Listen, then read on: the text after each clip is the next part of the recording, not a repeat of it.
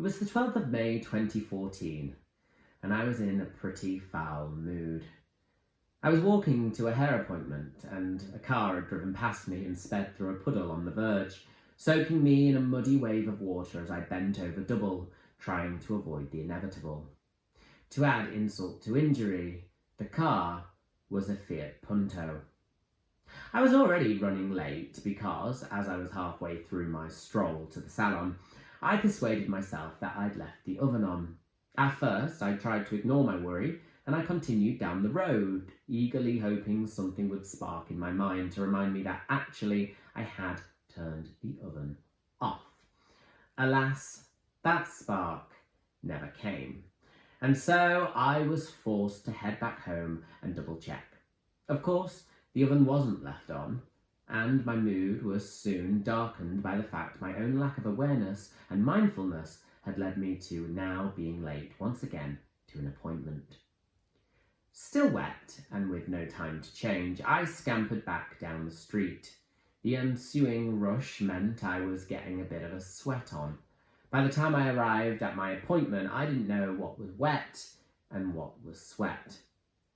My hairdresser, Natasha, greeted me, and I was given a cappuccino, and quickly an apron was thrown over me. I was being asked, "What are we doing today then?"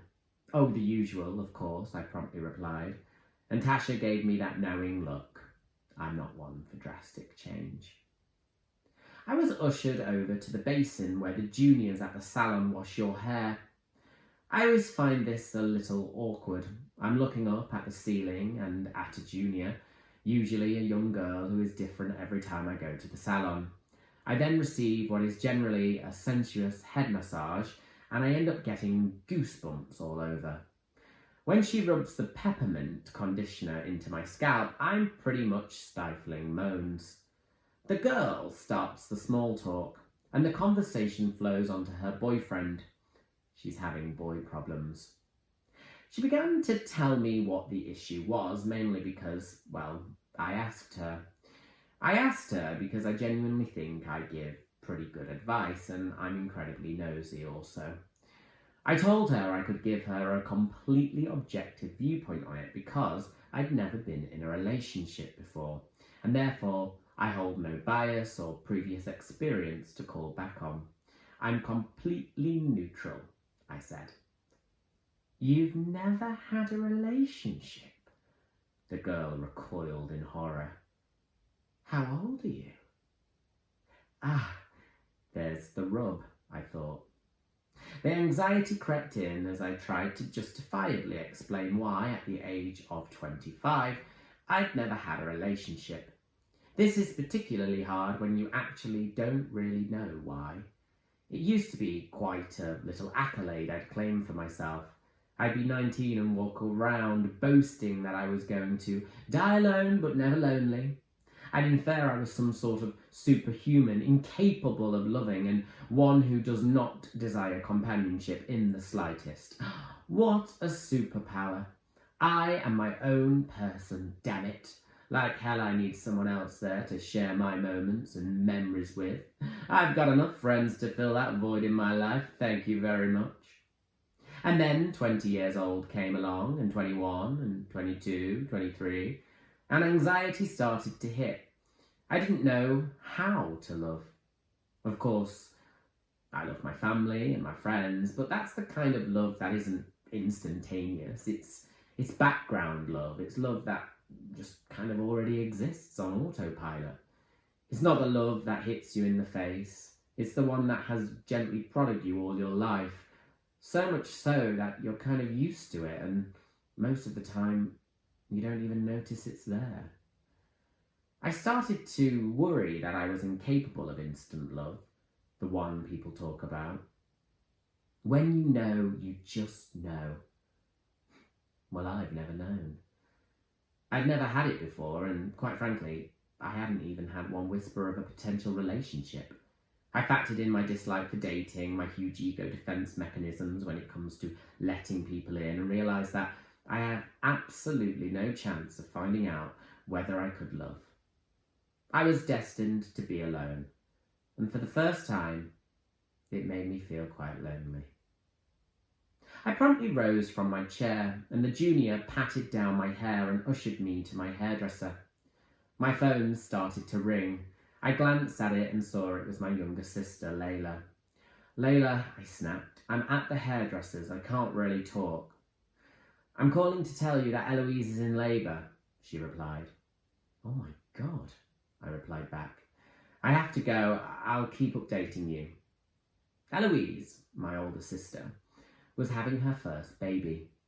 It was the first for the family, her first child, my parents' first grandchild, and my first nephew or niece. My mood had been lifted, and I sat in the chair while Tasha cut my hair. We spoke about all things baby. She gushed with joy when she spoke of her little boy, Spencer. We both reminisced about the time when I was heading to the salon only a few years before to receive a call that my appointment had to be cancelled. Furious, I demanded to know why, and was promptly told that Tasha had gone into labour herself with Spencer. "Oh my goodness, that's amazing news," I bellowed down the phone.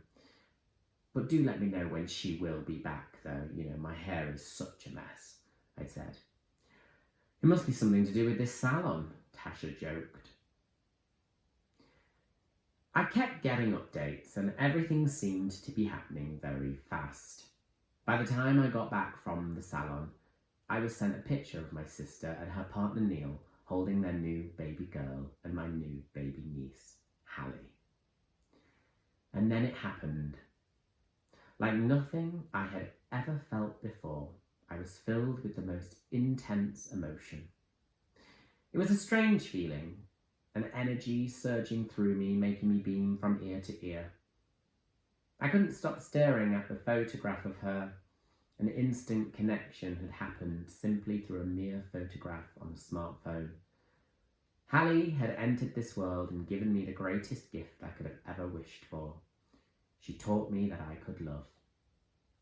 I stood in the kitchen for the next half an hour, sobbing my eyes out. I felt immense joy and pride and a mixture of relief. Relief that she was a healthy young girl, that my sister was doing well, and relief that everything I had ever doubted was nothing but that, doubt. And now, while I write this, she is a year old. She has grown so quickly, and she is one of the happiest babies I've ever known. I've watched, sometimes due to my location, from a distance, as she has grown into a beautiful 1-year-old, constantly laughing and smiling and playing. I have taught her how to put building blocks into her shape sorter, and I have guided her to mischievously throw items onto the floor when she really shouldn't. But these are just menial when it comes to what she has taught me. She's taught me to be patient, to be kind, to laugh after hurting yourself, to smile, to reach out when you need someone, and most of all, she has not just taught me that I can love, but she has taught me how to love. Happy birthday, Hallie. I only hope one day you will learn remarkably the feeling of instant love and what it means. But of course, if you are ever blessed with a niece who is just 1% of the girl that you are,